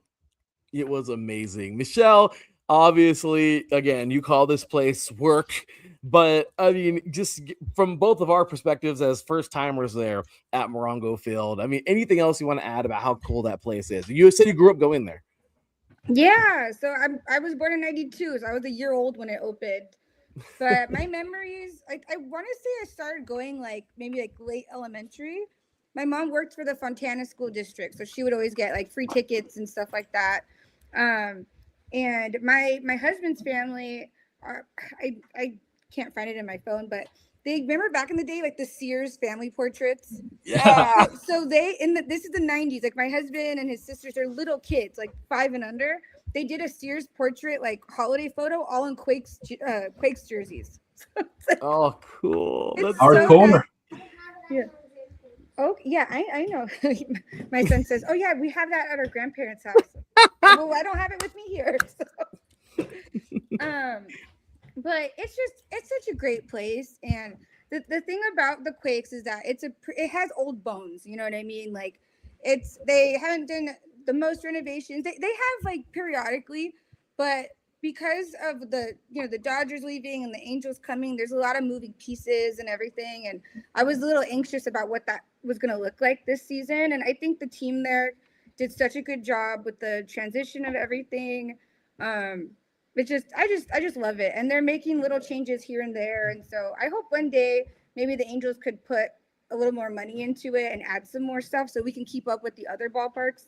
I don't know if you've been to Tower Buzzers yet, but it's incredibly nice. It's honestly nicer than Dodger Stadium, to be completely honest. Yeah, they're on a whole nother level. It's a really nice stadium. And so when we went on a work trip thing. And I was like, man, we can't compete with this, so I just really hope that, we can get a little more traction, get some more attendance, get some more people in the seats. Cause it's looking a little, I don't want to be negative, but it's less than it was last season just because of the shiny new stadium that's 5 minutes down the road, so sure. If they have a game on a Friday night, and so do we, I mean, our attendance isn't what we normally would anticipate. So I really like what you guys are doing, how you guys highlight, the California League and everything. It's really important. These games matter. These teams matter. They work really, really hard. These are people we're eventually going to see as big leaguers. So, we got to support them when they're even on the low A side. So. Absolutely. Yeah. Mm-hmm. But Definitely. I had something cool to show you guys. Uh-oh. Okay, well, wait. What? But before you do, you're still frozen. Oh no! I know. I was like, I'm frozen this whole time because I'm not frozen on my end. So I don't know why it's showing. That's so weird. Darn technology. Yeah, I don't know. Technology. Oh man. Okay. Well, I'll just stay frozen then. It was it's a program from '97. Oh, that's so cool. It's really cool. That is, I know you were showing me one the other day, which is hilarious. It was all these old things. Oh my goch, it was so cool. Looking at it. Yeah, I thought it would be cool for the show, but find it and upload it onto Instagram and tag us in it. Okay. And we'll share it out there. Definitely. That'd be cool. But oh, there you go. Hey, you're back. Hey, Michelle's back. Okay, cool. So you can see me now? And she's frozen again. Yeah. It's fine.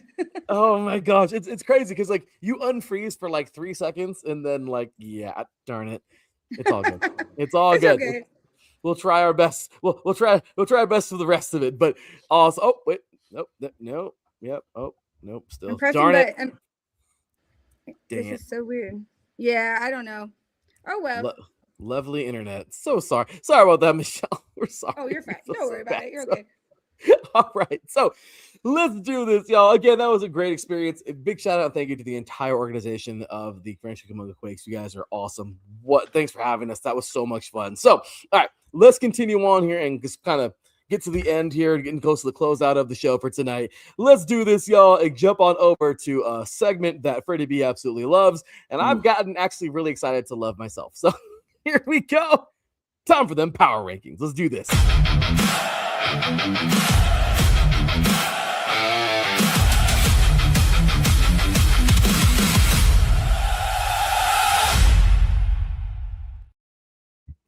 All right, and Michelle is still frozen. Oh well. Oh, Michelle. boy. At least we got her audio. We're good. She'll Yeah, unfreeze it's at some okay. point. So, all right, guys. So let's do this, man. It's been it's time, of course, for our power rankings.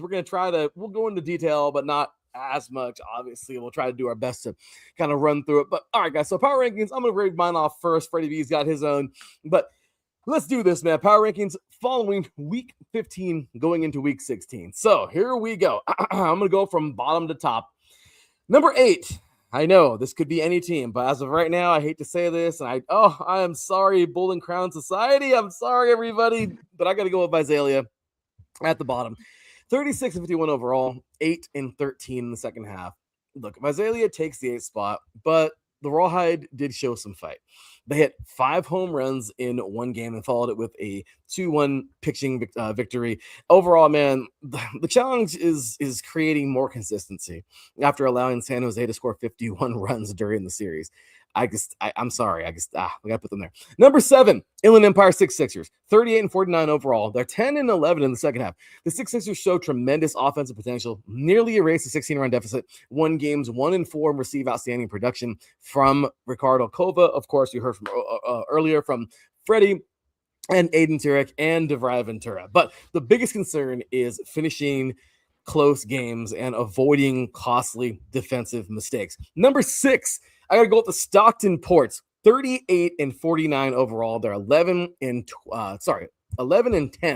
the second half. Stockton's overall record remains below 500, but the Ports are playing competitive baseball in the second half of the season. Go figure. I mean, it happens, but I'm going to keep them at a solid 6. Could you put Lake Elsinore at any of those? You could. Maybe I'm just too much of a homer. I don't know. But number 5, Lake Elsinore Storm. They're 45-42 overall. They're 6-15 in the second half. Lake Elsinore has the same overall record as Rancho, but has struggled in the second half. Still, the Storm showed toughness by winning in extra innings and responding to the heartbreak of Game 4, which we saw. We were there live in person for that one, with an 8-2 victory on Saturday. Okay, here we go down to the top half. Number 4. As much as I love them, this is kind of tough, but hey, there, Michelle's back. Look at that. Hey, Michelle's back. She's moving around. She's moving. She's here. Oh, she froze again. Nope, there she is. Hey. She's here. All right. So next up, the Rancho Cucamonga Quakes. Look, they're 45-42 overall, 9-12 in the second half. Rancho's second half record still needs improvement, but winning 4 of 6 games, okay, against Lake Elsinore was an important step. The Quakes won a walk-off, received a huge series from Ryan Zabrowski, and repeatedly produced in late game situations. So they're solid, but I guess that's where I'm gonna have those guys. Number 3, the Fresno Grizzlies, 47-40 overall. They're 11-12 in the second half. Fresno remains above 500 overall and showed tremendous resilience by winning 3 games straight after losing the first 2 games in Stockton. The Grizzlies were 1 9th-inning rally away from winning 4 straight, but Stockton answered in the finale. Number 2, which means that number 1 is going to stay number 1, at least in my opinion. Number 2, The Ontario Tower Buzzers, 46 and 41 overall. They're 13 and 8 in the second half. Ontario moves into the second position after winning 4 of 6 against Inland Empire. The Tower Buzzers survived a 43-game run, which is crazy, man. Like 43-run game, which we've been talking about all show long. Earned a walk-off victory and closed the week to 2 disciplined wins, which was great. And number 1, I'm sorry, I can't not have these guys at number 1 because they're that damn good. The San Jose Giants, 53 and 34 overall, 16 and 5 in the second half. San Jose, man, these guys remain number 1. The Giants scored 51 runs against Visalia, won 4 of 6, and possesses the best overall record in the second half. I mean, these guys look great, man. Jeremiah Jenkins is on fire, and the lineup is putting pressure on opponents from top to bottom. So there you go. That is my as fast as I could possibly go. Those are my rankings after week 15. Hey, Freddie B, how about you? Very similar to yours. We a couple of differences in there, Larry, but I'm going to start with number 8 in Visalia as well. They can ring the bell, those cowbells, as loud as they can, but it can't, score runs for them, unfortunately. 36 and 51 overall. 8 and 13 in the second half. Visalia still remains 8th, but the Rawhides did show some encouraging signs. I'm waiting for them to flip the page here now. Maybe after the All-Star break, they can ride it and get into the playoffs here in the second half of the season. They hit 5 home runs on Friday, followed that up with a 2-1 victory in one of the hottest pitching games of the week in that pitching duel of that 2-1 game. Abdi De La Cruz, Jose Alpuria, and Ivan Luciano all displayed legitimate power over the course of the week. However, allowing 51 runs in a 6-game series is just simply way too much. Visalia must find more consistency when it comes to the mound. At number 7, I agree as well. The Inland Empire 66ers, 38 and 49 overall, 10 and 11 in the second half. The 66ers may be the most unpredictable team in the league. I can't put my finger on it as to what it is, but they can score with anybody. We've seen them, put up runs with no problem. They nearly erased that 16-run deficit and scored 21 runs in a losing effort. And then they put up 12 runs 2 nights later. Ricardo Cordova, like you mentioned, Aiden Turek, and Derby Ventura. Those guys are leading the team right now. The problem is that defensive mistakes and late inning execution is what's really costing the team. Until those improve, I cannot move them any higher right now in the rankings. Coming in at number 6, 45 and 42 overall, but only 6 and 15 in the second half are the Lake Elsinore Storm. This team has the talent, but the second half slide is becoming difficult to ignore. 3 straight, weeks of a 2-4 record. The guys, you could see they're a little bit discouraged, but they know, they won the first half of the season. They're in the playoffs. They just need to build. Hey, if you're going to lose games, lose them now. Get it over with and start playing your best baseball as you get to the end of the season. That's what I have to say. They had their opportunities. They could have won that game on Friday night while leading 4-1. They deserve, getting credit for responding with an 8-2 victory on Saturday. And the players like Craig Watt, like we mentioned before, Jose Verdugo, and Dylan Grego all had big moments. Still 6 and 15 in the second half. Got to be better. The Stockton Ports coming in at number 5, 38 and 49 overall, but 11 and 10 in the second half. I'm moving Stockton into 5th because their overall record isn't really what's impressive. They're above 500 in the second half of the season, and they just got a split against Fresno, which is tough. They won the first 2 games, survived a furious comeback on Wednesday, and then avoided a 4-game losing streak by taking Sunday's finale. Again, inconsistencies. But Bobby Blanford, there's no inconsistency with him. That guy is launching the ball right now. Brayson Gudez all season long. Gavin Turley, Edgar Montero, they all gave the Ports several major offensive performances throughout the series. And Stockton is becoming a team that nobody should overlook in the second half of the season in the North Division. Fresno, same second half record, 11 and 10, 47 and 40 overall. Fresno, the second best record in the league. But I have the Grizzlies forced because their recent performance has been inconsistent. I want to see more out of these guys. Obviously, the Tanner Thatch call-up was what it was. But, hey, Roldy Brito playing in the Futures game, that's awesome. Kyle Fossum, who now follows us on the show here, he was player of the week a week ago as well. They've lost the first 2 games to Stockton, but then showed that excellence, resilience that we see with them. And I'm sure Tim Slack can speak of that resilience. Ashley Andujar's 9th inning homer, biggest swing of the week. It really determined the series split for them. And then Wilder, Dalis, and Cameron Nelson also continued producing.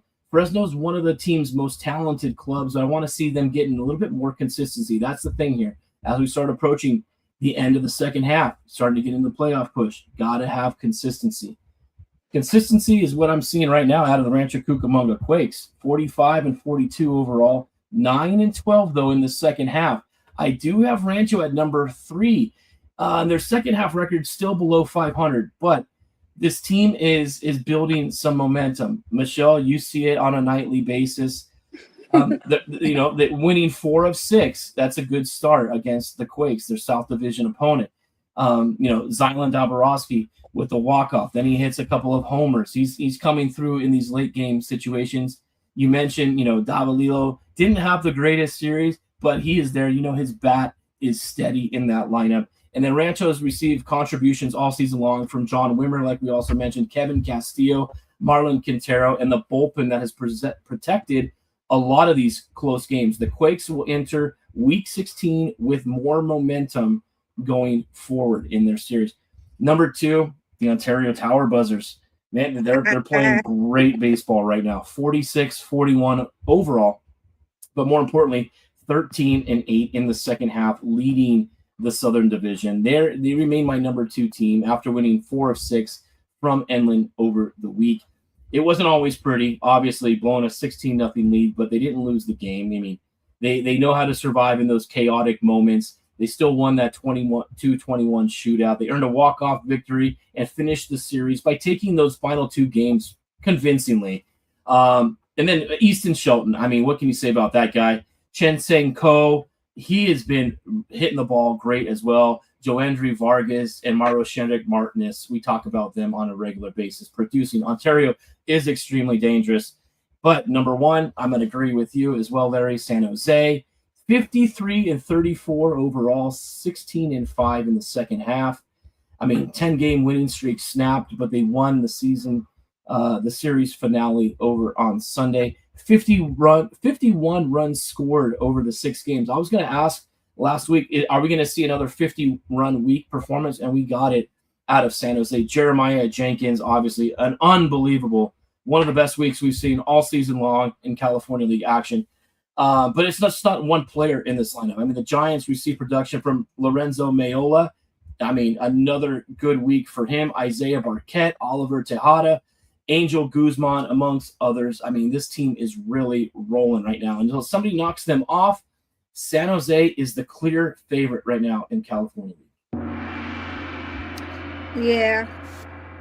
That's the way to end it. Again, ladies and gentlemen, thank you very much, Freddie B. That was wonderful. Okay, now, Michelle, you heard both of our top rankings right now. By the way, you have one hell of a cheering section here in the in the comments. I am loving it. You guys are all amazing. Please like, subscribe, share, check us out. Every week we do this, and I don't know, Michelle might be coming back because she's really good at this. So we like her. These are all my New York friends. These are all Mets fans, just so you know. All right. Overall, in a big group chat where we just are miserable about our team all the time. So. Raider fan. I know. Trust me. I understand. I know the pain. Trust me. Thank you all for tuning in and watching tonight's episode of Dirt and Diamonds. Seriously, we appreciate you guys. So with that said, if they like talking baseball and listening baseball, the show coming up right after this, Bullpen Bulletin, we'll be talking a little bit about those New York Mets. Oh, they will. Oh, okay. So that's is that's separate from Dirt and Diamonds? Yeah. This one is totally 100% California League. The other show is all of the MLB. That's college. Really cool. And college. Okay. So yeah. So Michelle, you heard all of our stuff right there. All right. Talk to us. What do you think about our rankings? Where do you think we put Rancho? Do you agree, disagree? Where would you put Rancho? What do you think about the rankings overall? I'd agree. It's pretty consistent. I didn't really put anything together for the power ranking segment just because you had mentioned it later on in the day and I was out and about. But yeah, San Jose, you can't say anything bad about them. Like whenever we're about to play them, they're going to be at Quakes the week after next. So July 28th. But whenever we play them, we're all just like, ugh. Like, because we know it's going to be tough. And one of our best players, Lucas Ramirez, just got injured the last series with them. So yeah, they're kind of like the Avengers of the California League, like I mentioned earlier. So and then with the Tower Buzzers, we over at Quakes, we're just a little salty because like I mentioned earlier, that it's the Quakes. That is the Quakes. So whenever we play them, the joke is, oh look, it's the Quakes playing the Quakes. Because that was our team for, I don't even know, however long the Dodgers were at Quakes. I want to say like 10 years. I don't know the exact amount of time. So it's hard seeing them do so well at this nice shiny stadium. But yeah, they are doing great. Shoemaker, he's a wonderful manager. Like I miss him, so yeah. I like I said, I didn't really have much else to do about the power rankings. All my notes were on the other segments. You are good. I got all nervous because now all my friends are watching. You're good.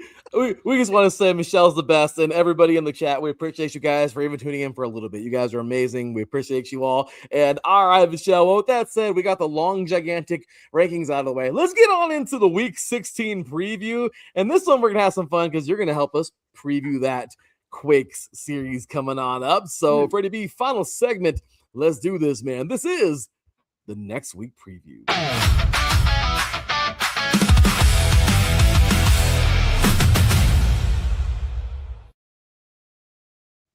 All righty, guys, let's rock and roll, man. Next week preview is here. And well, Freddie B, Week 16 looks a little different, man, because obviously Major League Baseball is celebrating All-Star Weekend, so California League clubs will not be in their next series until Friday. So that means each matchup will be a 3-game weekend series rather than the usual 6-game set. So in a 3-game series, every mistake matters more. There is not much more time to recover from a poor opener. And well, let's look at the matchups. Freddie B, start us off.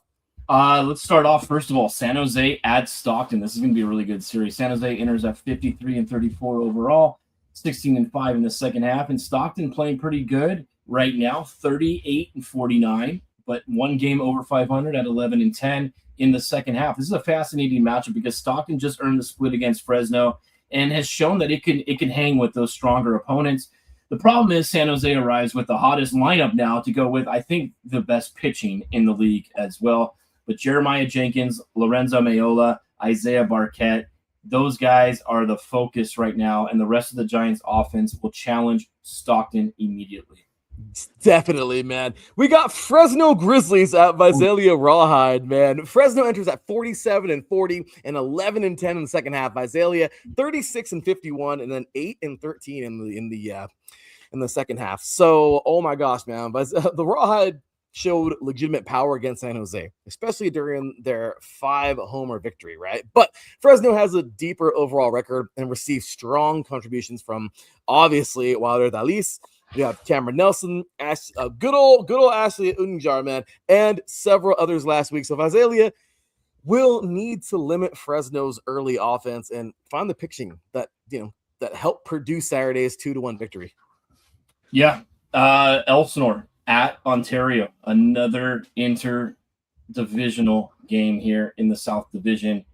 The Storm are still reeling going into Ontario, who's the hottest team in the South right now. Storm enter at 45-42 overall. Man, they were the best team in the first half of this season as well, but they're struggling right now. Just 6-15 in the second half. In Ontario, 46-41. They've overtaken Elsinore with the best record in the South Division overall, 13-8 in the second half. And this is just an important division matchup. The Storm got to start playing better. They desperately need to find and build some second half momentum here. And Ontario has shown that it can win in several different ways. Mm-hmm. Their offense is explosive. They can win the close games, the walk-offs, the comebacks. Ontario will need Kraylot, a guy that we talk about a lot, Jose Verdugo, Dylan Grego, and the rest of that lineup. Westenberg, and George Bilecki, those guys got to step up, start hitting the ball, start spraying it around, and maybe make a series of this. Yeah, no, for sure. And we'll see if they do. All right, here it comes, y'all. All you Michelle fans out here, Here it comes, man. Inland Empire 6 Sixers at the Rancho Cucamonga Quakes. Inland Empire is 38-49 overall, 10-1 in the second half. Rancho is 45-42 overall, and 9-12 in the second half. The 6 Sixers are dangerous offensively, but they struggle to finish games against Ontario, obviously. Rancho enters the weekend with confidence after just knocking off the Storm for 4-2 in a 6-game series. So, great stuff there. The Quakes will attempt to carry their late inning production into the new series, while the Inland Empire will try to turn its offensive fireworks into more victories. Michelle, weigh in on us. Tell us all about this. What do you think of this series? What are you looking at? What are your predictions? Maybe some scores, whatever you want to say about it, get it. Yeah, well, I mean, like you said, we come alive in the ninth. Like bats are asleep for a solid portion of the game, and then we think we're gonna lose, and all of a sudden we walk it off. So that's always exciting. It's never a boring game with the Quakes, so that's something to look forward to. Being only 3 above 500, that's never. I feel a little nervous with that. I mean, I'd like that number to be a little higher, but yeah, we'll see. I mean, the IE, they're a great team, great fan base. Whenever they come out, it's definitely fun to watch. So we'll see. I hope everyone gets a nice little resting break from the All-Star break. With this being only a 3-game series, I hope all the guys just come back feeling refreshed. I hope we could see Ramirez back in right field, because we're kind of been suffering in right field lately with him gone. I hope Davalillo can. I really like him as a DH. I feel like he's strong in a DH. I really hope that the roster looks like that. His upcoming series, when it being 3 games, because in minor league you get so used to these long 6-game series. You get used to it, and so with this 3-game one, it's almost more nerve-wracking. We have less opportunity to really bring it. So I hope we do. Excellent point. Yeah. That's great stuff. Again, we're just happy to have her here, ladies and gentlemen. Michelle, she's amazing. She's been so much fun to have. And yeah, this has been so much fun. So that is obviously Michelle's series of the week, because she'll be there working the pitch clock. Doing her thing. Yeah, I've been working the whole series. Yeah. So she's looking forward to that one. So series of the week picks, Freddie B, let's go ahead and do this, man. I'll make it short and sweet. My individual series of the week is San Jose at Stockton. San Jose is clearly the league's hottest team, but Stockton is playing better than its overall record suggests. Let's be real, man. The Ports just split with Fresno. They amazing, right? They won 2 dramatic games early in the series and then responded in Game 6 after losing 3 straight. Can Stockton slow down Jeremiah Jenkins and the league's most dangerous offense? That's the big question. Or will San Jose continue running through the North Division as they've been all freaking season long? A 3-game series creates an opportunity for Stockton. They do not need to survive 6 games against the Giants. They only need to play 3 clean games to win over the weekend. I'm going to go with Elsinore at the Tower Buzzers in Ontario. That's my series of the week here, because these teams are just separated by 1 game overall in the standings, but their second half records are completely off, going in opposite directions. Ontario 13-8, Elsinore 6-15.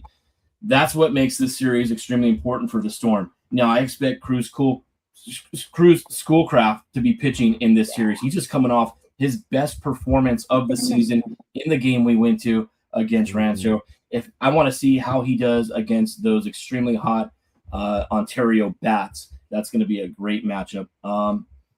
Ontario does have the momentum, the home field advantage, obviously. Elsinore's just trying to avoid this skid. They got to get some wins together, and the boys are trying hard. It's not like they're not playing their butts off out there. It's just not, the ball doesn't bounce their way sometimes. So keep an eye on Elsinore. I think they can maybe take 2 of 3 in this series. Both teams have exciting offensive players, and after what happened in Ontario last week, I would not I think there's going to be more fireworks, an explosion of runs in at least 1 game in this series.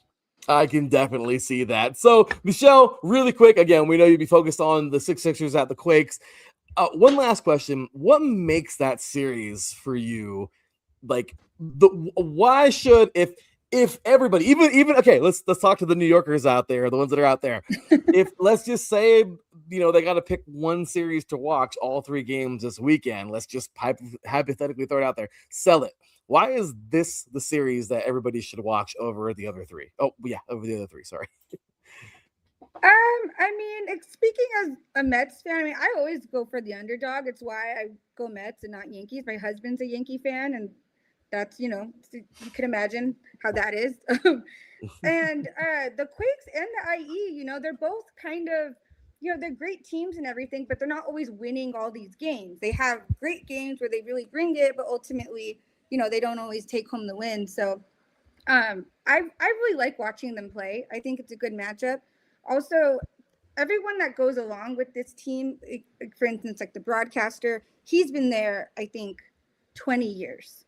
And so it's so awesome to see him talk about this team, like that he just truly, truly loves. Like everybody that's watching these guys play on the field has so much care and love and, just all around like love for these players. So it's nice.